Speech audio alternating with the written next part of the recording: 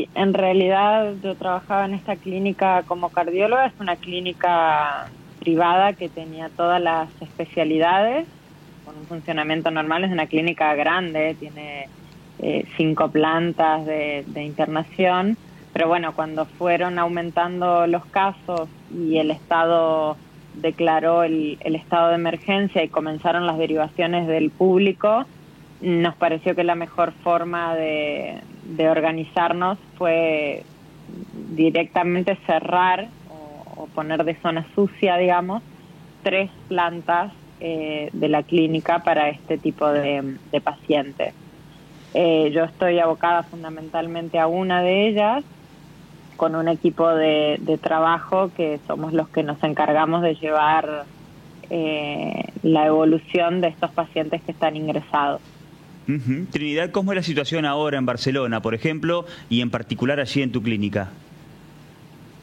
Bueno, la situación se ha ido complejizando, la verdad. Ha tenido varias etapas. La primera fue muy caótica, que es la que los primeros días que a mí en realidad no me tocó vivirlos porque yo estaba haciendo mi labor de cardióloga, pero sí que hubo muchos médicos expuestos porque ingresaron pacientes con síntomas respiratorios o con diferentes neumonías y resultó ser que eran pacientes positivos. Entonces, en la primera instancia hubo mucho personal de salud que contrajo la enfermedad y hubo muchas bajas.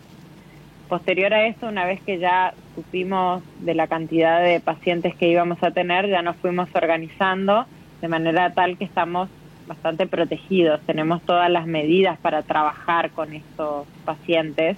Entonces ya en los últimos días las bajas son casi nulas, por lo menos en nuestro personal.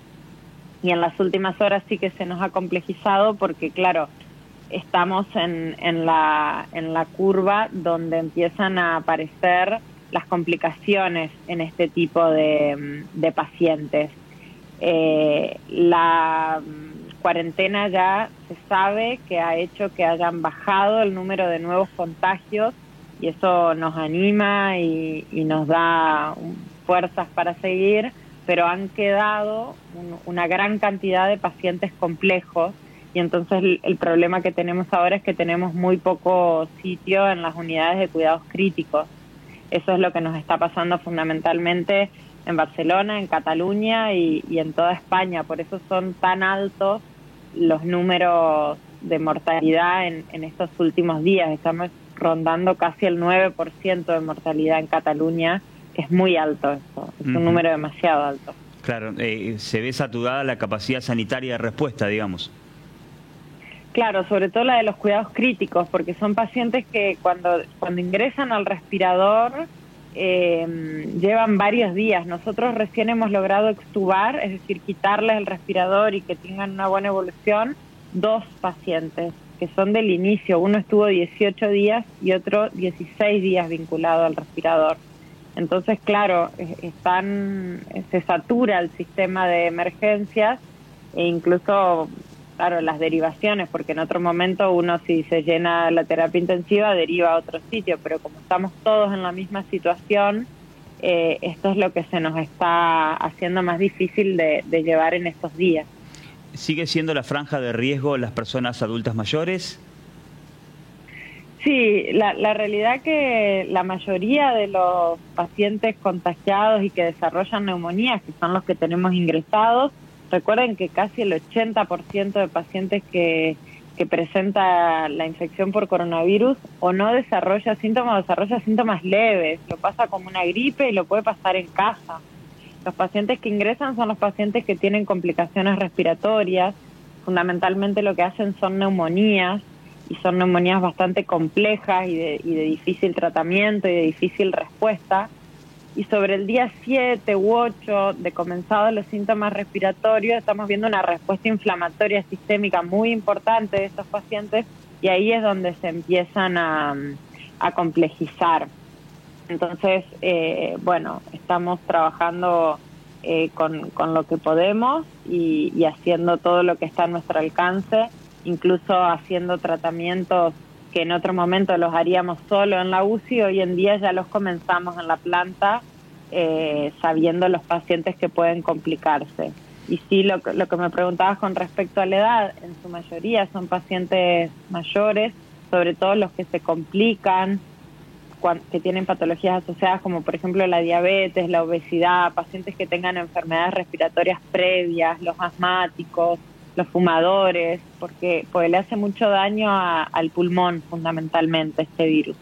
Pero bueno, así como la mayoría son pacientes mayores de 60 años, nosotros tenemos una cantidad, te diría, debe ser alrededor de un 10% de pacientes que no son mayores, que tenemos de 40 y tantos, de 30 y tantos, de 50 y tantos, sin factores de riesgo. Hemos tenido alguno de 25, creo que ese fue el más joven que tuvimos. Entonces, no es una patología exclusiva de los adultos mayores. Trinidad, desde lo clínico, antes de preguntarte por la situación nuestra aquí en Argentina, ¿cómo se ha abordado? Porque se ha hablado mucho de drogas experimentales en cuanto a la medicación para el tratamiento, y bueno, y qué perspectivas ves justamente en lo pronto, en lo inmediato, respecto a una futura vacuna o no. Y la otra pregunta, ya para cerrar también, ¿qué opinión tenés de cómo ha abordado la República Argentina la pandemia del coronavirus en función de lo que ha pasado y lo que está pasando en todo el mundo? Bueno, en cuanto a los tratamientos, sí, la primera fase, por supuesto, fue muy experimental, pero nosotros nos manejamos por protocolo. En este momento, de inicio se pone hidroxicloroquina, que es una medicación antigua que se daba para la malaria, para bajar la carga vírica, y se asocia a un antibiótico que está indicado en las neumonías atípicas, que es la acitromicina. Fundamentalmente esta dupla es la que hacemos en los pacientes que ingresamos con síntomas respiratorios. Y lo otro que estamos agregando ya hace un tiempo, y además porque tenemos disponibilidad, es el Kaletra, que es una medicación que se utiliza para los pacientes con HIV, es un antirretroviral. Entonces nosotros de momento nos manejamos con esto, ya después hay distintas etapas en este protocolo, a medida que el paciente se va complejizando, se van agregando distintos antibióticos, y hasta corticoides en las fases más avanzadas. Pero todo está protocolizado. Yo, de hecho, he mantenido comunicación con algunos municipios de Entre Ríos para contar un poco mi experiencia y les he enviado los protocolos. Y lo importante que yo les recalcaba es intentar hacer reuniones diarias, tanto con el equipo médico como con los directivos, para saber con qué cosas contamos y con qué cosas no, y armar nuestros propios protocolos, porque la realidad es que en algunos sitios van a tener determinada medicación disponible y en otros no. Esa es una realidad. Y por otro lado, lo que me preguntabas de las medidas de Argentina, yo creo que han estado muy bien, que habla de un Estado presente, que se ha ocupado de imponer una cuarentena con muy pocos casos, y yo creo que en el caso de Argentina esto es lo que los puede salvar de la catástrofe que estamos viviendo en países como en Italia o en España, que imagínense que su sistema de salud no es de los peores para nada, si bien tampoco es que somos de Alemania. España e Italia eran sistemas de salud considerados buenos, preparados, y esto nos ha sobrepasado. Es decir, que yo creo que en Argentina lo que hay que enfatizar son las medidas de prevención, e intentar ser solidarios fundamentalmente con el otro, los que puedan quedarse en casa que lo hagan, y que confíen en que habrá un sistema que los contenga. Yo en las charlas que he tenido con los municipios, lo que intento hacer y recalcar es que pongan mucho énfasis en las llamadas telefónicas, porque el problema es que, claro, la gente se asusta y entra en pánico cuando comienza con síntomas, leyendo y viendo la sobreinformación que hay sobre esto en todo el mundo. Entonces, si uno puede contestarle el teléfono y hacerle un seguimiento telefónico, el paciente leve se puede quedar en su casa aislado sin hacer correr peligro al resto.